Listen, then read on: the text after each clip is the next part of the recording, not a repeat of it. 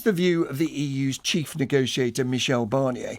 For the past 2 years, Monsieur Barnier has refused all interview bids from the British media.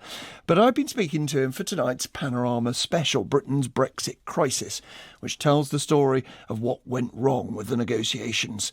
I began by asking him whether the EU was ready for a no-deal Brexit. A no-deal Brexit will not be the choice of the EU. So that means that if there is, unfortunately, a no deal, it will be the choice of the UK. And it is not our option. I worked for the last 2 years for a deal. You don't need a negotiator for a no deal. Huh? You need a negotiator for a deal. And I worked with my team on an objective base to reach a deal. And we reached a deal. This deal is not mine. It's a deal of the 27 member states, the Parliament, and of the British government. So this deal is there. But sometimes you hear in a speech or you read in the newspaper, no deal is better than a bad deal. Yes, but we have never been impressed, and I will never be impressed by such a comment or a threat, and it is not a problem. We are prepared for a no deal. Did you ever believe it, though? No, we are prepared for a no deal. So the no deal could happen by accident, by default. Did Theresa May, as Prime Minister, ever say directly to you or her ministers, no. We may go for no deal? No, I never listened to such a sentence. Never. Never threatened it? Never. Do you ever worry that the EU got pretty much what it wanted in the divorce, but it makes it harder to live happily afterwards? Let me avoid any misunderstanding. I never tried to get and to win. There is no winner in this negotiation.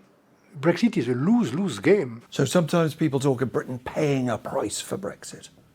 You didn't want Britain to pay a price. But everybody will have to pay a price, EU and UK, because there is no added value to the Brexit. Nobody until now has been able to give me the single proof of the added value of the Brexit, even Mr. Farage seated around this table. Nobody. There is no added value. The Brexit is a negative negotiation. It is a lose-lose game for everybody. So on our side, my only goal, respecting the mandate of the European Council and the European Parliament, has been to protect the integrity of the single market. How much of your time, would you say, has been spent worrying about the Irish border, trying to find a solution to the Irish border? First of all, using the time to understand and to listen. Because in Ireland, what is at stake is not first question of border, goods, trade. It is a question about people. And I never forget my meeting in Dungannon, close from Derry and Londonderry, meeting a group of 20 women working for many years on both sides, with all the communities, with the support of the UK government, but also the support of the EU funds. And I never forget the fact that during this meeting, several of these women cried and tell me, sir, please help us. We don't want to come back to the past. The Irish case is not only about trade and goods, it's about people first. And second point, the Irish issue is also a European issue for peace and stability in one member state, and also to protect the integrity of the European market. Sometimes, there are people sit at this table and they say, there are lots of easy solutions. You don't need the backstop. There is no easy solutions, but we need solutions, operational solutions, not only speeches. Does it anger you when people say, it is the EU that will put a border in Ireland? The UK will never do it. What creates a problem in Ireland is Brexit, only the Brexit, nothing else. I think for a long time that there is no added value to the Brexit. It is a sovereign choice of the UK, a majority of the UK citizens who voted. But the place where you can see, where you have the proof that the Brexit could be negative, could create a step back it put into risk so the real progress is Ireland. So is this idea of alternative arrangements on the border, is this what they call in this town a unicorn? A dream, impossible? No, sorry. We have mentioned in the withdrawal agreement, number one, in the political declaration for the future, number two, this idea of alternative arrangements. And we are ready to work on these alternative arrangements. But we need time. We need certainty. We need operationality. For instance, let me just give an example.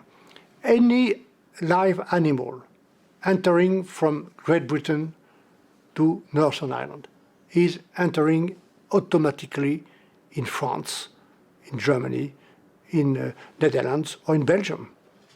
We need to control. I don't know today how to control a live animal with alternative arrangements. I do not know how to control a live animal with drone or technology. We need to implement the control practically, concretely, at some place. So we cannot play a game. I'm speaking of the animal disease, the security for the farmers, and the food security for the people. Nobody can play a game on this subject. People at home sometimes say, why don't we just leave? It's easy. We're in a club, we just get out. Is that wrong? But the EU is not a club. The EU is a political, economic, legal construction for 60 years. And thanks to the UK contribution for 44 years, we have consolidated in many, many areas this construction. And leaving the EU means so many consequences: human, social, legal, technical, financial, economic. Nobody have to underestimate the consequences. So why this document is so important, and I recognize not so easy to read, 600 pages, because we have put in this document with the UK, not against the UK, with the UK, the legal answers to each and every point of uncertainty created by the Brexit. That is the point. It is why this document is the only way to leave the EU in an orderly manner. And if we just left, if we just tore up the membership card? The UK will have to face the consequences. Michel Barnier, thank you very much for your time.